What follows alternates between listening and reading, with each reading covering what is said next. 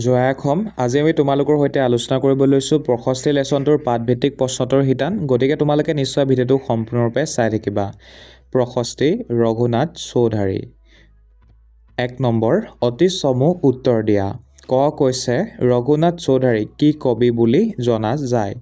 উত্তৰ হ'ব ৰঘুনাথ চৌধাৰীক বিহগী কবি বুলি জনা যায়। খটো কৈছে ৰঘুনাথ চৌধাৰী কবিতা পুথি দুখনৰ নাম লিখা। উত্তৰ হ'ব ৰঘুনাথ চৌধাৰী দুখন কবিতা পুথিৰ নাম হ'ল সাদৰী আৰু কেতেকী। তাৰপিছত গটো চোৱা প্ৰকৃতিক কোনে সাদৰী আনিলে বুলি কবিয়ে কৈছে? উত্তৰ হ'ব নৱকিশলয় দলে চামৰ ধূলাই প্ৰকৃতিক সাদৰী আনিলে বুলি কবিয়ে কৈছে। তাৰপাছত ঘটো চোৱা মন্দিৰৰ উপেক্ষিত কি ফুলে প্ৰেম পৰিমল যচা বুলি কবিয়ে কৈছে? মন্দিৰৰ উপেক্ষিত ৰবাব ফুলে প্ৰেম পৰিমল যচা বুলি কবিয়ে কৈছে। গতিকে পৰিমল মানে সুগন্ধ, ব্ৰেকেটত মই লিখি দিছোঁ, তোমালোকে জাষ্ট জানি থবা, ঠিক আছে, লিখিব নালাগে ব্ৰেকেটত থকাখিনি। তাৰপাছত উঙনৰ প্ৰশ্নটো কৈছে জল স্থল আৰু ক'ত দেৱতাৰ মহা অভিযান চলিছে? উত্তৰ হ'ব জল স্থল আৰু অন্তৰীক্ষত দেৱতাৰ মহা অভিযান চলিছে। এতিয়া চোৱা প্ৰথম প্ৰশ্নটো মহামহিমৰ গান কিহে গায় বুলি কবিয়ে কৈছে? উত্তৰ হ'ব মোহন কৃষক বেণুৱে মহামহিমৰ গান গায় বুলি কবিয়ে কৈছে। এতিয়া চোৱা ২ নম্বৰ প্ৰশ্নটো কবিতাটোত কবিয়ে প্ৰকৃতিৰ কি কি বস্তু আনিছে লিখা। উত্তৰ হ'ব ৬৫ কবিতাটোত কবিয়ে প্ৰকৃতিৰ বিভিন্ন উপাদানৰ বৰ্ণনা দিছে। সেইবোৰ হ'ল উষাৰ ৰঙা পোহৰ, নৱকিশলয়, ফুল্ল কুসুম, ৰবাব ফুল, বন বিসংগ, তৰু, কৃষক বেণু আৰু আকাশ পৃথিৱীৰ নান্দনিক পৰিৱেশ। গতিকে এয়া ২ নম্বৰ প্ৰশ্নটোৰ উত্তৰ লিখি ল'বা। তাৰপিছত চোৱা ৩ নম্বৰ প্ৰশ্নটো কবিতাটোত কবিয়ে কিয় আৰু কাৰ প্ৰশস্তি কৰিছে? কবিতাটোত কবিয়ে সেইজন সুন্দৰ অৰ্থাৎ পৰমেশ্বৰৰ প্ৰশস্তি কৰিছে। প্ৰকৃতিৰ অপৰূপ সৌন্দৰ্য আৰু ইয়াৰ বিচিত্ৰতাৰ মাজত কবিয়ে সৃষ্টিকৰ্তা অস্তিত্ব অনুভৱ কৰিছে। নিশাৰ আন্ধা আঁতৰি নতুন পুৱাৰ আগমনৰ লগে লগে প্ৰকৃতিৰ প্ৰতিটো অংগই যেন সেই মহান সৃষ্টিকৰ্তাৰ গুণানুকীৰ্তন কৰিছে, তাকে দেখুৱাবলৈকে কবিয়ে এই প্ৰশস্তি কৰিছে। গতিকে ৩ নম্বৰ উত্তৰটো এনেকৈ লিখিব লাগিব।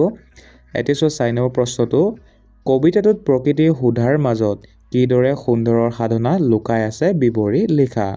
উত্তৰতে চোৱা কবি ৰঘুনাথ চৌধাৰী এগৰাকী প্ৰকৃতিপ্ৰেমী কবি। প্ৰশস্তি কবিতাটোত তেওঁ প্ৰকৃতিৰ প্ৰতিটো দৃশ্যতে এক আধ্যাত্মিক সত্তা বিচাৰি পাইছে। উষাৰ পোহৰে ধৰিত্ৰীক ৰঞ্জিত কৰা, চৰাইৰ কল কাকলি আৰু বতাহত কঁপি উঠা বাঁহ গছৰ শব্দৰ মাজত কবিয়ে মহামহিমৰ গান শুনিবলৈ পাইছে। আনকি মন্দিৰৰ অৱহেলিত ৰবাব ফুলপাৰ সুগন্ধিও কবিৰ বাবে ঈশ্বৰৰ প্ৰেমৰ নিদৰ্শন।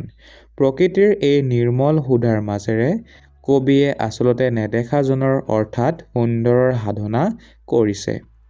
গতিকে এনেদৰে লিখিবা ৪ নম্বৰ প্ৰশ্নটোৰ উত্তৰ। এতিয়া চোৱা ৫ নম্বৰ প্ৰশ্নটো মূল ভাৱ লিখিবৰ কাৰণে আমাক কৈছে প্ৰশস্তি। ৫ নম্বৰ প্ৰশস্তি কবিতাটোৰ মূল ভাৱ লিখা। উত্তৰ এতিয়া চোৱা প্ৰশস্তি কবিতাটোৰ মূল ভাৱ হ'ল প্ৰকৃতিৰ অপৰূপ সৌন্দৰ্যৰ মাজেৰে সেই পৰম সুন্দৰ বা সৃষ্টিকৰ্তাৰ আৰাধনা কৰা।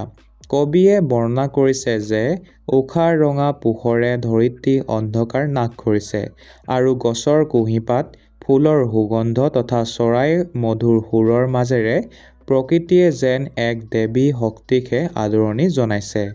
বতাহত কঁপি উঠা বাঁহ গছৰ শব্দৰ মাজতো কবিয়ে ভগৱানৰ মহিমা বিচাৰি পাইছে। সেয়েহে কবিয়ে সকলো মানুহকে মোহ নিন্দা আৰু এলেহুৱা ভাৱ ত্যাগ কৰি প্ৰকৃতিৰ এই বিমল আনন্দৰ মাজত ঈশ্বৰৰ অস্তিত্ব অনুভৱ কৰিবলৈ আহ্বান জনাইছে। এক কথাত ক'বলৈ গ'লে প্ৰকৃতিৰ বিনন্দীয়া ৰূপৰ আৰাধনাৰ মাজেৰে ঈশ্বৰৰ প্ৰতি থকা গভীৰ ভক্তি আৰু আধ্যাত্মিকতাহে এই কবিতাটোত প্ৰকাশ পাইছে।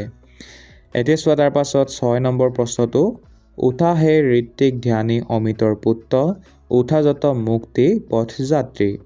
কবিয়ে কিয় এনেদৰে আহ্বান জনাইছে বুজাই লিখা। এতিয়া উত্তৰ চোৱা কবি ৰঘুনাথ চৌধাৰীয়ে মানুহক অমিতৰ পুত্ৰ বুলি সম্বোধন কৰি বুজাব বিচাৰিছে যে মানৱ আত্মাৰ জন্ম হৈছে অমৰত্ব আৰু পবিত্ৰতাৰ বাবে। প্ৰকৃতিৰ বুকুত নিশাৰ অন্ধকাৰ আৰু জৰাজীৰ্ণতাৰ সমাপ্তি ঘটি নতুন পুৱাৰ যি পোহৰ বিয়পি পৰিছে, তাক কবিয়ে এক আধ্যাত্মিক জাগৰণৰ শুভক্ষণ হিচাপে গণ্য কৰিছে।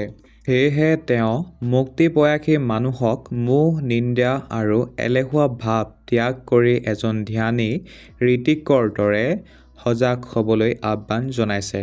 প্ৰকৃতিৰ এই নিৰ্মল সৌন্দৰ্যৰ মাজেৰে সৃষ্টিকৰ্তা মহান অস্তিত্ব অনুভৱ কৰি সত্য আৰু সুন্দৰৰ পথত আগুৱাই যাবলৈকে কবিয়ে এনেদৰে আহ্বান জনাইছে। গতিকে আমি এনেদৰে লিখিব লাগিব, ঠিক আছে? তোমালোকে লিখি ল'বা। এতিয়া চোৱা, তাৰ পাছত 7 নম্বৰ ব্যাখ্যা কৰা। কৈছে, উঠে তৰু হিৰে হিৰে বন বিসংগৰৰ ছন্দভৰা সুমধুৰ তান, জল স্থল অন্তৰিক্ষ সকলোতে যেন দেৱতাৰ মহা অভিযান। এতিয়া উত্তৰ মন কৰা।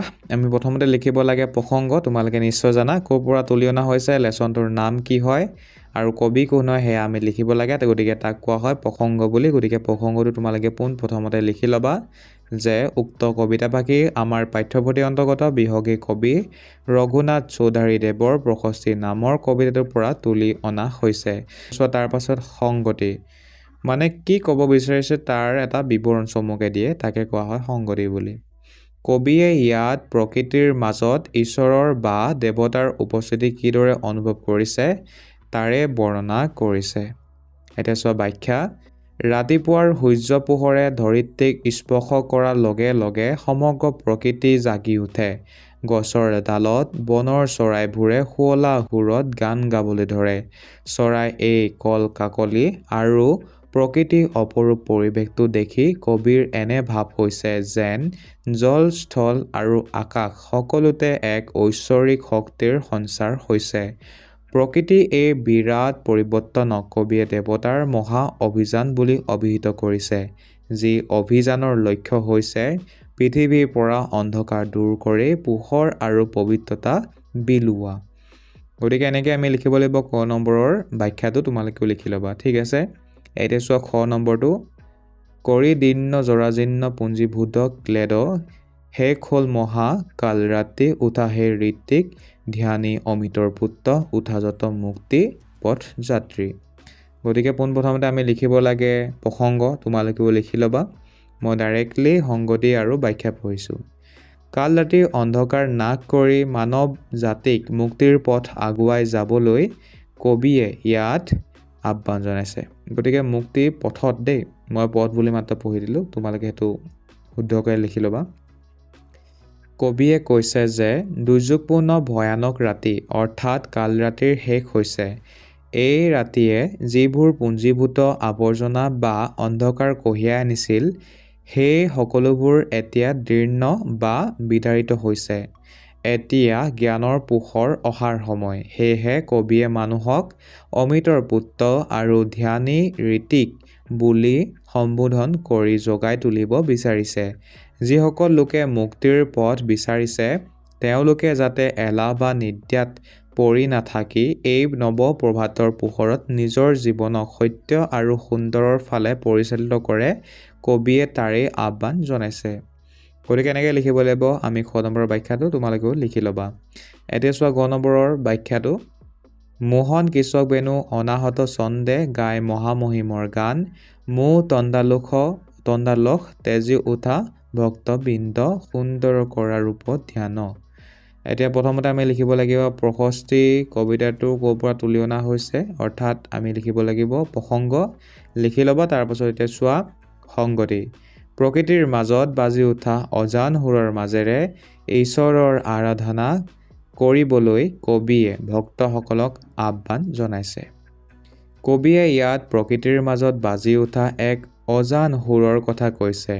বতাহত কঁপি থকা বাঁহ গছবোৰৰ পৰা যি শব্দ ওলাইছে, সেইটো শুনি বা সেই শব্দ শুনি কবিৰ এনে লাগিছে যেন কোনোবাই অদৃশ্য বাঁহী বজাইছে।